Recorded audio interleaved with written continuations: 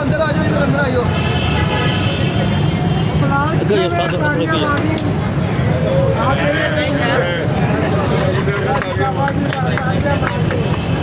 दादा शुरू कर, तालियां शुरू कर।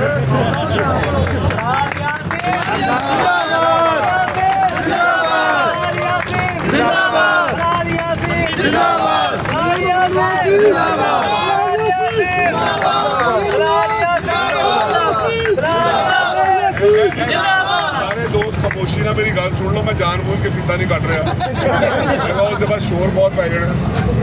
ये यकीन करो कि अल्लाह का शुक्र है कि रात गए तक तो सुबह नहीं निकले हैं अल्हम्दुलिल्लाह, सब जगह पे शुक्र अल्हम्दुलिल्लाह ज़मीर मुतमईन है कि अच्छा ही कर रहे हैं। तो जो खुशी ਤੁਹਾਡੇ ਕੰਮ आ के आती है ना, कितने भी नहीं आती। मैंने 4-5 घंटे हो गए ने जल्दी ना निकले हैं। रात भी मेरा ख्याल है मैंने 1:30 बज गया रात। यही चीज़ा ने किया है, सड़क हो जाए मामला तो रात का 1:30 कह रहे हैं। मैं तो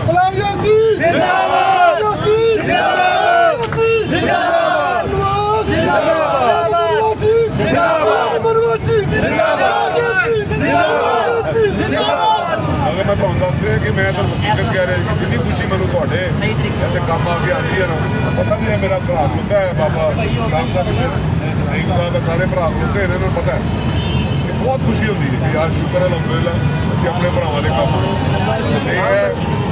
हर दम थोड़े नाल है। यही बैठ के कड्डियां से मैं कोई नहीं बैठना स्टेज पर, थोड़े नाल आके मैं स्टेज पर बैठना नहीं आता। मैं जानबूझ के फीता नहीं कटिया। दस दवा कि भाई मेरे तुझे अपने गए, मैं कोई तो स्टेज पर बैठ के जिंदाबाद कहने वास्ते नहीं आता।